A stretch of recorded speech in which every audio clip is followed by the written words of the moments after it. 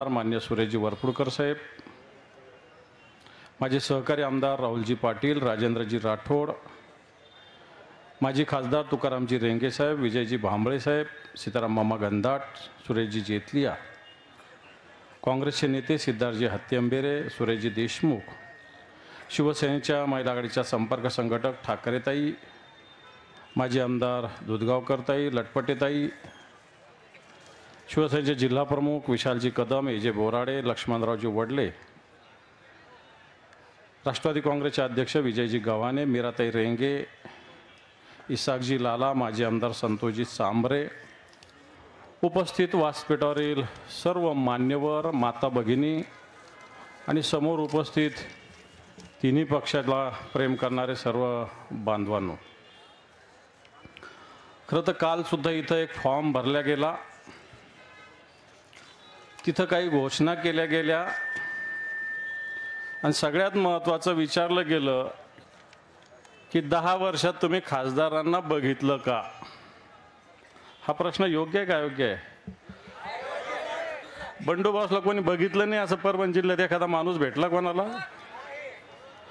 बघा, अशा पद्धतीनं खोटं भाषण या ठिकाणी झालं. त्याचा समाचार मी निश्चित घेईल, पण हा समाचार घेत असताना जे उमेदवार दिले त्यांचे काही वक्तव्य माझ्याजवळ आहे. यांनी असं म्हटलेलं एकदा फार दिवस नाही लांब अजून, कारण बऱ्याच सभा गाजवायच्या, तेव्हा मी आत्ताशी ट्रेलर बंडोबा सांगतो, कारण नंतर आपल्याला सगळं बघायची सोय एकेकाची.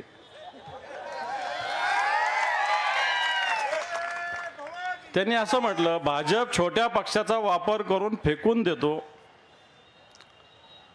मोठी माणसं आल्यावर छोटी माणसाची गरज त्यांना राहत नाही. हे कोणी म्हटलं? कोणी? हा, हे फार दिवस नाही झाले, महिना झाला. अजून त्यांनी म्हटलं की भाजपनं माझ्यासोबत आत्तापर्यंत धोका केला आहे, पण मात्र मी इमानदारीनं त्यांच्यासोबत राहिलेलो आहे. हे कोण म्हटलं? त्याच्यानंतर अजितदादा एकदा बोलले की त्यांनी माझं बारामतीचं वाटोळं करायला सुरुवात केलेली आहे जानकरांनी. असं कोण बोललं? अजितदादा बोलले. आणि मग आता हे तिकडचं पार्सल इकडे कशाला पाठवलं? कारण आम्ही ऐकत होतो आमच्याकडूनच माडाला जानकर उभा राहणार असं ऐकत होतो, परंतु मला असं वाटतं भैया, हो ना, सांगतो ना, माडाला उभा राहणार अशा पद्धतीनं घोषणा केली होती महाविकास आघाडीकडून. पवार साहेबांनी घोषणा केली होती आणि आता इकडं पार्सल आलं. का आलं माहिती आहे? का आलं माहिती आहे का? इकडे निवडून येऊ काही घेणं नाही, तिकडे बारामती सेव्ह करायची म्हणून इकडे पाठवलेलं, लक्षात ठेवा, बाकी काही नाही. इकडे निवडून, कारण इथं सुद्धा काल तेच बोलले, 2-3 लोक तयारी करत होते. कोण कोण करत होते मी कशाला या सभेत भाषणात नाव घेऊ, त्यांचं मला काय गरज पडली नाव घ्यायची. पण जर 3-3 लोक तुमची तयारी करत असल्यावर तुम्हाला बाहेरचा घेऊन यावा लागला. आता तुम्हाला बाहेरच्याची, घरचं सोडून बाहेरच्याची सवय झाली, त्याला आम्ही तरी काय करू शकतो? बरोबर आहे का नाही? मग शिवसेना लागते तुम्हाला, शिवसेना फोडून लागते, राष्ट्रवादी फोडून लागते तुम्हाला. आपण अशा पद्धतीनं भारतीय जनता पार्टीला घरचे सोडून बाहेरच्या बरोबर राहायची सवय झाली. आपल्याकडे बाहेरच्या बरोबर राहणाऱ्याला काय म्हणते चांगलं माहिती आहे आपल्याकडे मराठवाड्यामध्ये, आणि बाहेरचा जो असतो त्याला काय म्हणत असतात हेही आपल्याला चांगल्या पद्धतीनं माहिती आहे. आपण अशा पद्धतीनं इथं उमेदवार दिलेले आहेत. मला असं वाटतं उमेदवार जे दिलेले त्यांना एक बकरा बनवण्याचा प्रयत्न आहे. मागच्या वेळेस यांना 3 जागा दिल्या होत्या या महाराष्ट्रात, त्यातल्या 2 जागा तुमच्या परभणीत होत्या आणि 1 जागा दौंडला दिली होती. आणि या सगळ्या 2ही जागा उमेदवारी तर त्यांच्या पक्षाला दिली, पण चिन्ह भाजपचं दिलं होतं आणि हे लोक भाजप बरोबर. तुमचं जिंतूरचं तसंच झालं होतं, भांबळे साहेब बरोबर का? दौंडचं तसं झालं होतं, गंगाखेडचा गनिमत राहिला. आता गंधाट मामा आपल्याला अवघड नाही साफ करण्याच्या येणाऱ्या काळात, बरोबर आहे का नाही? आणि म्हणून मला असं वाटतं एवढा धोका ज्या पक्षाने दिला, ज्यांनी दिला, त्यांच्यासोबत आज अशा पद्धतीनं आपल्या समोरचा उमेदवार गेलेला आहे. पण आपल्याकडे जे संजय जाधव बंडू बॉस ज्यांना म्हणतो त्यांच्याविषयी सगळ्यांनी सांगितलेलं आहे की वारकरी आहे, या सगळ्या गोष्टी आहेत. पण तो सगळ्यात महत्त्वाचं मला चांगलं आठवतं, या परभणीमध्ये ज्यावेळेस वैद्यकीय महाविद्यालय व्हावं त्यावेळेस उपोषणाला बसणारा हा गडियन जोपर्यंत होत नाही तोपर्यंत उपोषण न सोडणारा गडी. मला आठवतं त्याच उद्धवजी ठाकरे साहेब मुख्यमंत्री होते, MIDCची की कोणती जागा घ्यायचा मुद्दा होता बहुधा, का कृषी आपल्या विद्यापीठाची. आणि हा आता काही जणांनी काल घोषणा केली की महायुतीच्या काळामध्ये वैद्यकीय, महायुतीच्या नाही महाविकास आघाडीच्या काळात वैद्यकीय महाविद्यालय परभणीला आलेलं आहे. आणि म्हणून मी सांगेल की या महाविद्यालय तर आलंच, पण तुम्हाला चांगलं आठवतं की ज्या 70-30 हा एक विषय होता, या मराठवाड्याचा धगधगता तरुणांचा विषय होता. ज्या मेडिकल कॉलेजमध्ये प्रवेश घेताना 30-70चं प्रमाण असावं, सरसगट नव्हतं. मराठवाड्यातल्या मेडिकल शिक्षण घेऊ इच्छिणाऱ्या विद्यार्थ्यांवर हा अन्याय होत होता. फडणवीसांच्या सरकारच्या काळात सुद्धा त्यांचे उंबरठे झिजवले होते 5 वर्ष. परंतु ज्यावेळेस उद्धवजी ठाकरे साहेबांचं सरकार आलं त्यावेळेस बंडू बॉस यांनी पुढाकार घेतला आणि 70-30चा निर्णय रद्द झाला. या मराठवाड्यातल्या विद्यार्थ्यांना न्याय देण्याची भूमिका घेतली होती. आणि म्हणून मला असं वाटतं खऱ्या अर्थानं 1-2 कोटी बेरोजगारांना रोजगार देण्याची घोषणा होत असताना या मराठवाड्यातील वैद्यकीय शिक्षण घेऊ इच्छिणाऱ्या विद्यार्थ्यांना न्याय देण्यासाठी आज आपले जे उमेदवार आणि आपले जे खासदार आणि उद्या सुद्धा होणार जे खासदार आहे ते संजय जाधव यांनी पुढाकार घेतला होता. आपण काल बऱ्याच जणांनी सांगितलं की कोण कोण इथं आलं, मी काय फुल हाफ काय म्हणण्याच्या भानगडीत पडत नाही. पण तो अजितदादा म्हटलं की देशाचे भवितव्य ठरवणारी निवडणूक आहे. दादा, सगळ्यात आधी तुमचं भवितव्य ठरवणारी तुमची बारामती येते का बघा. देशाचं भवितव्य काय बघता तुम्ही? तुमच्या 2-4-5 जागा त्या सांभाळा, येतात का नाही येतात? एवढी चापलुसी. कमळाबाई कमळाबाई कमळाबाई कोण? अजितदादा म्हणत होते का नाही? कमळाबाई घ्या, कमळाबाई घ्या, कमळाबाई अजितदादाच म्हणत होते का नाही? आता घ्या तुम्हीच कमळाबाई घ्या, आता तुम्हीच घ्या कमळाबाई. आपण देशाची भवितव्य जर ठरवणारी ही निवडणूक असेल तर मला असं वाटतं देशाचं भवितव्य ठरवणारी निश्चित आहे. पण या देशाची राज्यघटना, काल कोणतरी सांगितलं की तुम्हाला विरोधक प्रचार करतात, पण तो भारतीय जनता पार्टीच्या एका खासदाराने सांगितलं की 400 यांना कशाला पाहिजे, देशाची घटना यांना बदलायची आहे. आणि म्हणून मला असं वाटतं घटना ही डॉक्टर बाबासाहेब आंबेडकरांनी लिहिलेली घटना आजही 1950ला ही घटना या प्रजासत्ताक राज्य प्रजासत्ताक राष्ट्र आपलं हिंदुस्थान भारत झालं. पण ही घटना खऱ्या अर्थानं देशाला नव्हे तर या विश्वाला दिशा देणारी घटना, ही बदलण्याचं पाप करण्याचा प्रयत्न भारतीय जनता पार्टी करते. आणि बरेच जण सांगितलं, काल सांगितलं की महायुतीचा उमेदवार निवडून आल्यावर खराब रस्ते इथं झालेले ते आम्ही दुरुस्त करू. अरे ही संसदेची निवडणूक आहे. इतक्या दिवस काय झकमारी केली, काय दिवे लावले तुम्ही? होते ना तुम्ही म्हणजे तुमचा दिला तर रस्ते करून, तुमचा नाही दिला तर रस्ते करू. अरे तुम्हाला रस्त्याला लावणारे परभणीची जनता लक्षात ठेवा.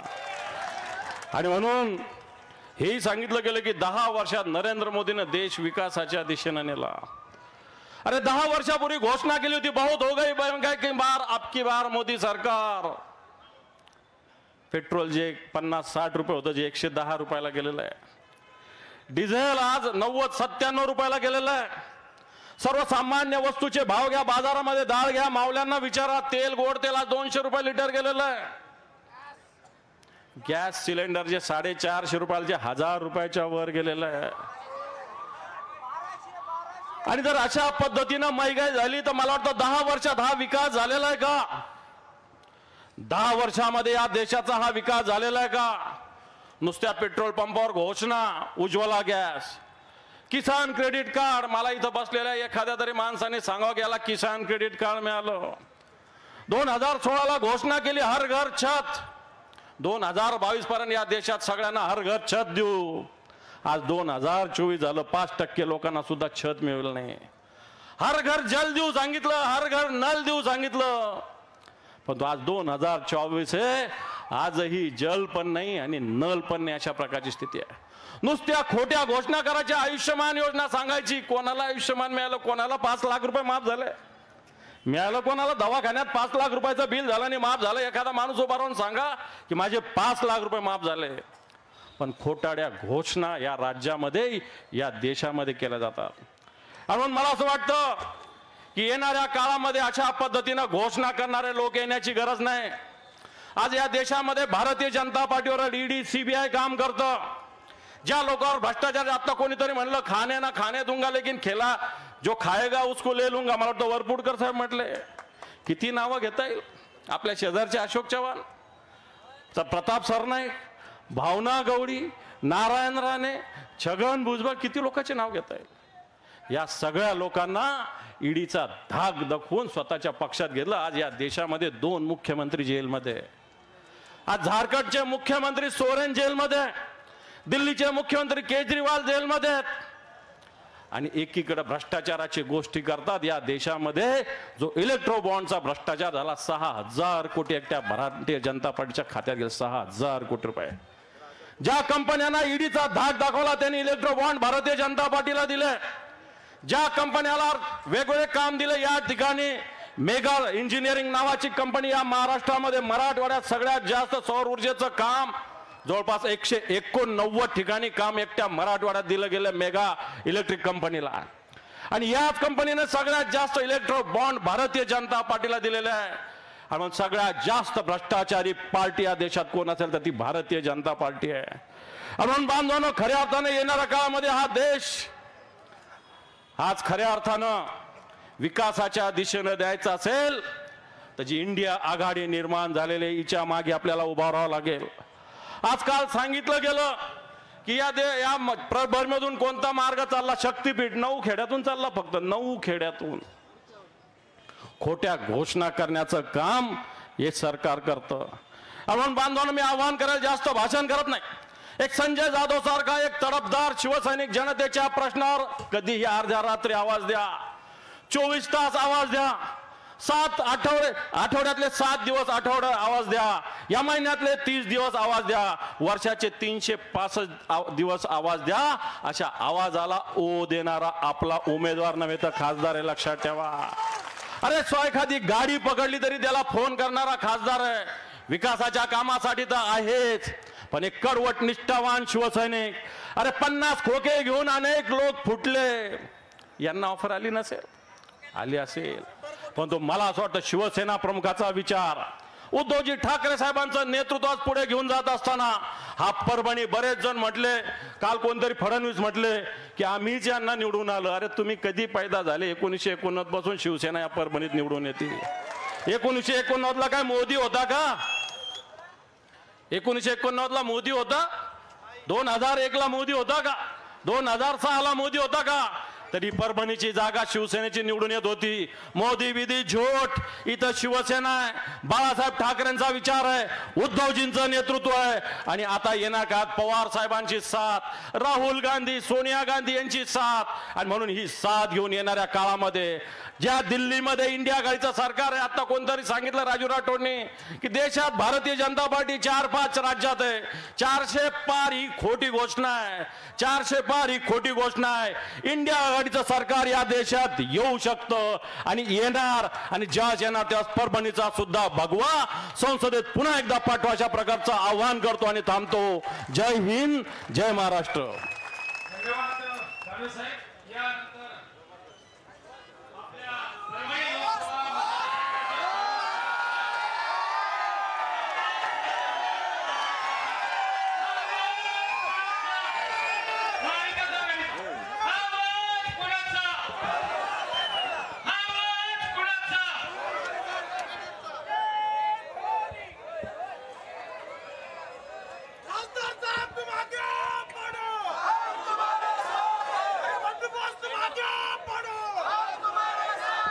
लोकसभा निवडणूक 2024.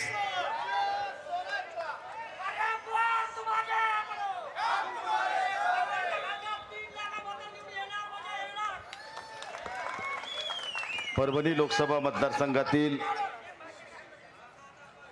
निवडणुकीच्या पार्श्वभूमीवर उमेदवारी अर्ज दाखल करण्यासाठी जमलेल्या व्यासपीठावरील सर्व सन्माननीय अतिथींचं मी या ठिकाणी हार्दिक अभिनंदन करतो आणि उपस्थित सर्व माझ्या मतदार बंधू भगिनींनो, वेळ भरपूर झाला आहे. सकाळी 8-9 वाजल्यापासून तुम्ही बाहेर आहेत. त्याचं भान ठेवून मी या ठिकाणी मोजक्या शब्दात आपल्याला या ठिकाणी बोलण्याचा प्रयत्न करतो. 26 तारखेला आपल्याला मतदान करायचे. ते मतदान करताना आपल्याला किती जागरूकता बाळगायचं हे आपण अगोदर काळजी घेतली पाहिजे. 1989 पासून ते 2019 पर्यंत आम्ही धनुष्यबाणाच्या समोर मतदान करून आम्ही या ठिकाणी निवडणुका जिंकल्या. पण ही 2024ची निवडणूक दुर्दैवानं आम्हाला मशाल या चिन्हावर लढावं लागते आहे. हे आपल्याला या ठिकाणी आवर्जून सांगणं मला कर्तव्य वाटते. पण आम्हाला मशाल सुद्धा नवीन नाही. दानवे साहेब, तुमच्या संभाजीनगरमध्ये 1989ला मोरेश्वर सावे साहेबांच्या रूपानं मशाल चिन्ह हे पुरस्कृत शिवसेनेचंच होतं आणि तिच्यावर सुद्धा शिवसेनेचा खासदार या ठिकाणी निवडून आलाच होता. आणि परभणीतही शिवसेनेचा खासदार 1989ला निवडून आला होता, ते धनुष्य बाणाच्या चिन्हावर कैलासवासी अशोकराव देशमुखांच्या रूपानं. त्यामुळे हे दोन्ही चिन्ह आमच्यासाठी वेगळे नाहीत. आणि हे व्हॉट्सअप, फेसबुकनं, सगळ्या इलेक्ट्रॉनिक मीडियाने सगळं हा चिन्ह प्रत्येकाच्या मोबाईलवर, व्हॉट्सअपवर पोहोचवलेला आहे. पण काही अशिक्षित लोक जे मोबाईल वापरत नसतील त्यांना थोडं जागरूक करणं हे आपल्यासाठी गरजेचं आहे. म्हणून या ठिकाणी या निमित्तानं सांगतो. कालच या ठिकाणी विरोधी उमेदवाराची सभा झाली. राज्याचे 2 उपमुख्यमंत्री या ठिकाणी आले होते. त्यांनी सांगितलं की ह्या ठिकाणी 10 वर्षात काही विकास झालाच नाही. सातत्यानं सत्तेत तुम्ही आहेत, मित्रपक्ष म्हणून आम्ही असताना देखील तुम्ही आम्हाला सवतीचीच वागणूक दिली, हे विसरू नका. परंतु उद्धव साहेब 2.5 वर्षाचे मुख्यमंत्री काळात असताना मित्रांनो, परभणीमध्ये एक नाही तर एक खाजगी आणि एक शासकीय असे 2 वैद्यकीय महाविद्यालय सुरू होणारा परभणी जिल्हा हा महाराष्ट्रातला एकमेव जिल्हा असू शकतो. 70-30चा विषय सांगितला दानवे साहेबांनी. परभणीमधल्या अंडरग्राऊंड ड्रेनेजची 450 कोटीची योजना मंजूर आहे. उद्धव साहेबांच्या काळामध्ये 17 सप्टेंबरला उद्धव साहेबांनी संभाजीनगरच्या हुतात्मा स्मारकाच्या दिवशी ज्या दिवशी जाहीर केलेली घोषणा, ती आजही ती फाईल तशीच दाबून ठेवली. परभणी जिल्हा कृषी विद्यापीठामध्ये क्रीडा संकुलाचा 25 एकरवर क्रीडा संकुल उभं करायचं आहे, त्याची फाईल सुद्धा दाबून ठेवली. वरपुडकर साहेबांनी मुख्यमंत्री उद्धव साहेब असताना आणि चव्हाण साहेब या ठिकाणी सार्वजनिक बांधकाम मंत्री असताना या शहरातल्या रस्त्यासाठी आमदार साहेबांनी, आमच्या राहुल पाटलांनी आणि वरपुडकर साहेबांनी 100 कोटी रुपयाचा निधी या शहरातल्या रस्त्यासाठी आणला, त्याची सुद्धा फाईल दाबून टाकली. म्हणजे कुठलंही काम विरोधी पक्षातल्या माणसाला करू द्यायचं नाही आणि केलं नाही म्हणून इकडून बोंबा मारायच्या पुन्हा ह्यांनीच, म्हणजे उलट्या चोरायच्या बोंबा असं म्हणायला या ठिकाणी हरकत नाही. म्हणून मित्रांनो, हे लोक किती राजा हरिश्चंद्रासारखे बोलतात हे आपण उघड्या डोळ्यानं बघतो. म्हणून लोकशाहीमध्ये पवित्र दान हे मतदान आहे. ह्या देशामध्ये आपल्याला सत्तेचं परिवर्तन घडून आणायचं आणि महाविकास आघाडीचं सरकार या देशामध्ये पुन्हा एकदा स्थापन करायचं, ह्यासाठी आपण सगळेजण वज्रमूठ बांधून तयार झालेलो आहोत. आणि म्हणून ह्या पार्श्वभूमीवर महाराष्ट्रामध्ये होल घातलेल्या 2ऱ्या टप्प्यातलं मतदान परभणी जिल्ह्यामध्ये आहे. आणि ह्या मतदान प्रक्रियेमध्ये मात्र थोडी पारदर्शकता आणणं आपल्यासाठी मला वाटते महत्त्वाचं आहे. कारण भूलथापा देऊन ह्यांनी आतापर्यंत बरेचदा मतदानं घेतली. ह्यांच्यासोबत आम्ही गेलो. काही लोकांनी सांगितलं, काल बबनराव लोणीकर साहेब माजी मंत्री इथं त्यांनी पत्रकारांना उत्तर देताना सांगितलं की मोदीच्या नावावर काही दगडं बी तरून गेले. मी म्हणलं 2024च्या निवडणुकीचा निकाल लागू द्या, मोदीच्या नावावर तरले का बाळासाहेबांच्या नावावर तरले हे त्या दिवशी आम्ही सिद्ध करून दाखवू. दानवे साहेब म्हणल्याप्रमाणे 1989 पासून ते आज 2014 पर्यंत मोदी होतेच का? अरे उलटे तुम्ही बेईमान आहेत. आज देशाचे पंतप्रधान नरेंद्र मोदी ते कोणामुळे असतील तर फक्त वंदनीय शिवसेना प्रमुख बाळासाहेब ठाकरेमुळे, हे विसरू नका. गोधरा कांडानंतर जर त्यावेळेसच अटलजींनी राजीनामा घेतला असता ह्यांचा, तर हे आज आपल्याला पंतप्रधान म्हणून दिसले सुद्धा नसते. हे आधी बाळासाहेबाचे उपकार तुम्ही विसरून गेलात. एवढंच कशाला, ज्यावेळेस काँग्रेसचं सरकार देशामध्ये होतं त्यावेळेस मोदीजी मुख्यमंत्री होते गुजरातचे, आणि त्या काळामध्ये त्यांना सर्वस्वी मदत ह्या देशामध्ये कोणी केली असेल तर त्यावेळेस हे देशाचे कृषी मंत्री आदरणीय शरदचंद्रजी पवार साहेबांमुळे केली. मग ज्यांनी ज्यांनी तुम्हाला मदत केली त्यांचेच तुम्ही पक्ष फोडले, घरं फोडले, हे तुम्हाला लाज तरी वाटायला पाहिजे होती थोडी. अरे ही आपली मराठी संस्कृती आहे, आपण उपकाराची जाणीव ठेवतो. एखाद्यानं आपल्याला उपकार केले तर त्याचे परतफेड करण्याचं आपलं कर्तव्य आपण पार पाडित असतो. पण ह्यांनी कर्तव्य तर पार पाडलं नाही. एक मराठीमध्ये म्हण आहे, ज्याचं खावं मीठ त्याचं करावं नीट. पण आता त्यांनी हे भाजपवाल्यानं सगळं बदलून टाकलंय. त्यांनी असं केलंय की ज्याचं खावं मीठ त्याची वाट लावावी नीट. असे उलटे धंदे या ठिकाणी भारतीय जनता पार्टीनं सुरू केले.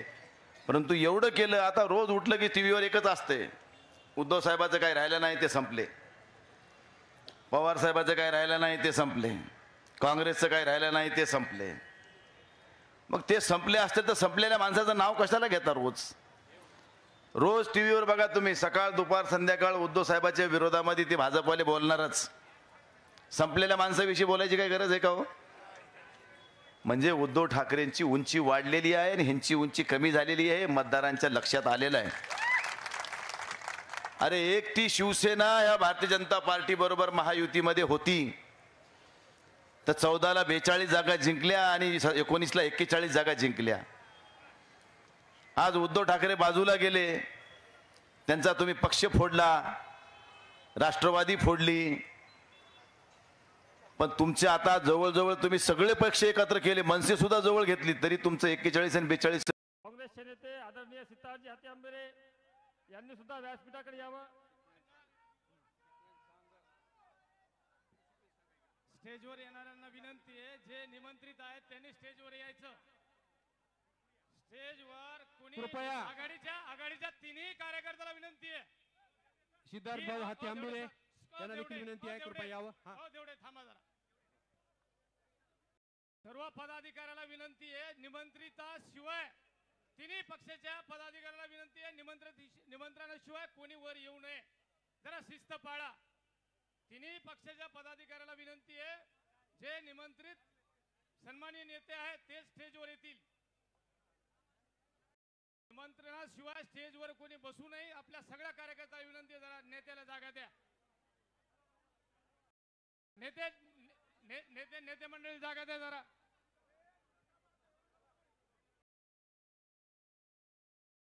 नेते मंडळी जरा खालचे पदाधिकारी प्रमुख पदाधिकाऱ्याला आदरणीय विनंती आहे. राजेश सपकाळ सर यांचं सुद्धा या ठिकाणी आगमन झालेलं आहे. हिकमतदादा उडान यांना विनंती करतो की आपण व्यासपीठावर या. आदरणीय हिकमतदादा उडान यांना विनंती आहे की आपण व्यासपीठावर यावं. जरा खालचे जरा पदाधिकारी आपले जरा खाली या. आपल्या पदाधिकाऱ्याला विनंती आहे, जरा शिस्त पाळा थोडी. जरा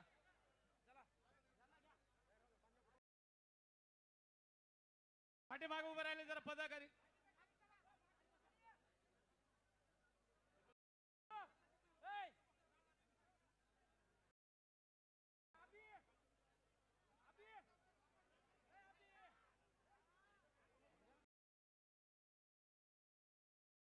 आपण एक जोरात घोषणा देऊ.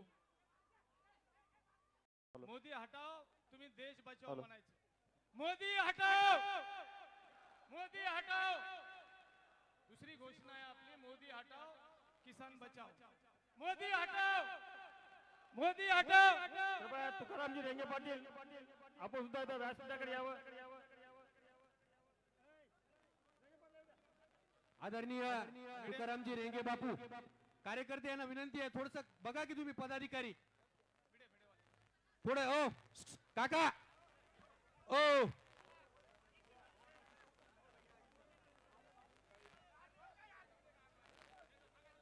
हो सांगतो.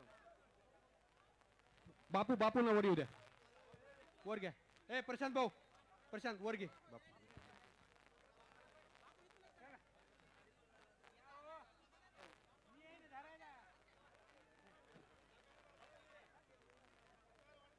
सर्व कार्यकर्त्याला विनंती आहे हवे अशी बोला. विजय हे खाली उमेदवारी बसा. अर्ज दाखल न करता आपण आज विजयी रॅली म्हणून आज या कृपया ठिकाणी इथले खाली बसा. आहे. खाली कृपया खाली बसा तुम्ही. अशी गडबड म्हणल्यावर कसं होईल?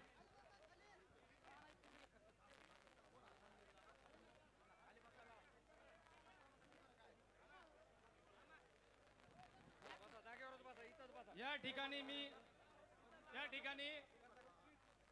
मी कार्यसम्राट आमदार डॉक्टर राहुलजी पाटील साहेब यांना विनंती करतो की त्यांनी आजच्या कार्यक्रमाचं प्रास्ताविक या ठिकाणी सुरुवात करावं आणि या कार्यक्रमाला प्रत्यक्ष सुरुवात करावी. आजच्या 2024च्या सार्वत्रिक निवडणुकीच्या सन्मान्य खासदार साहेबांच्या अर्ज दाखल करण्याच्या निमित्तानं आयोजित केलेल्या या भरगतचा अशा रॅलीला आणि सभेला उपस्थित असलेले महाविकास आघाडीचे सर्व पदाधिकारी, शिवसेनेचे पदाधिकारी, सर्व पक्षाचे नेते मंडळी आणि उपस्थित असलेले मायबाप जनता सर्वांचं या रॅलीमध्ये हार्दिक हार्दिक असं स्वागत करतो. आणि आजची रॅली फॉर्म दाखल करायची रॅली नाही खासदार साहेब, तरी विजय रॅली आहे. महाराष्ट्रात नाही तर देशात अशा प्रकारची फॉर्म भरण्याची रॅली कुठेही बघितली नसेल, ती आज परभणीच्या जनतेने बघितलेली आहे. म्हणून विजय आपला पक्का आहे. विजयाला कुठेही रोखू शकत नाही. फक्त आता लीड किती घ्यायची ती तुम्ही ठरवायचंय. आघाडी किती घ्यायची ती तुम्ही ठरवायची आहे. खासदार साहेबांची सीट या मतदारसंघातून कमीत कमी 2,500च्या फरकानं निघाली पाहिजे. 2.5 लाखाच्या फरकानं ही सीट आपली ही निघाली पाहिजे. आणि जशा प्रकारचा आज उत्साह तुमच्या सर्वांमध्ये आहे, निश्चितच मराठवाड्यात नाही, महाराष्ट्रात नाही तर देशात सगळ्यात जास्त मताधिक्यानं कोणची जागा निघाल तर परभणी लोकसभा निघाल्याशिवाय राहणार नाही.